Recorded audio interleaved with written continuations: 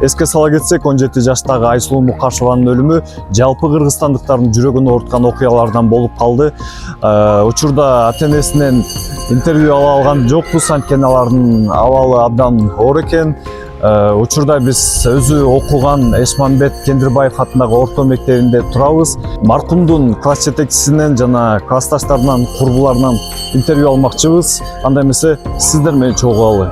Бизге абдан жаман оор жоготуу болду. Мектепте активист кыздардан болчу, сабакта абдан жакшы окучу, берген тапшырманы илгертпей аткарып, биздин аябай ишеничибизге кирген кыз болчу. Мектеп парламентинде кыздар арасында кыздар министрлик кызматын алып жүрдү.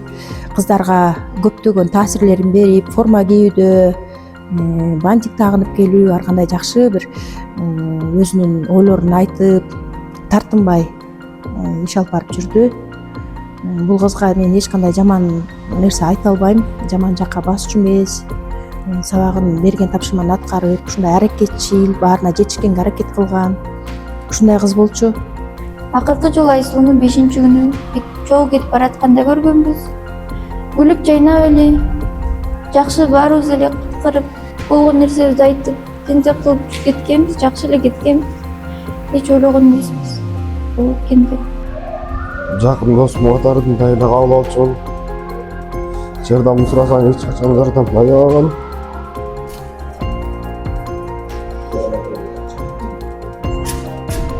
Акыркы жол 5-күнү көргөм, сабактан чогуп, акыркы сабактан кийин сабактан чогулду деп кеткенбиз, ошондой көргөн жокмун.